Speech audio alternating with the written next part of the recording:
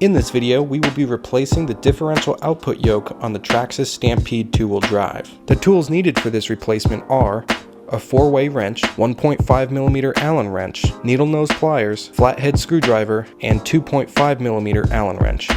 The direct replacement part for the differential output yoke is TRA4628R. Start by removing the wheel on the side of the broken driveshaft component. If the differential output yoke is broken on the same side where the spur gear is located, you may want to remove the spur gear for easier access to the output yoke. Using the 1.5mm Allen wrench, remove the screw pin from the broken output yoke. Remove the output yoke. Remove the half shaft that has the metal U-joint still in it. Using the flathead screwdriver, put the flathead into the opening of the half shaft just below the U-joint.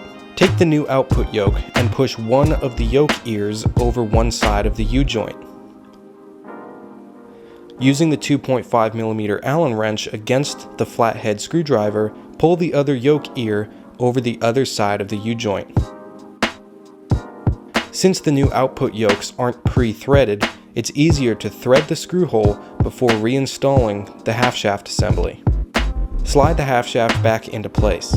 Slide the output yoke onto the differential output, making sure that the screw holes line up. Screw the screw pin into the output yoke. Reinstall the rear wheel.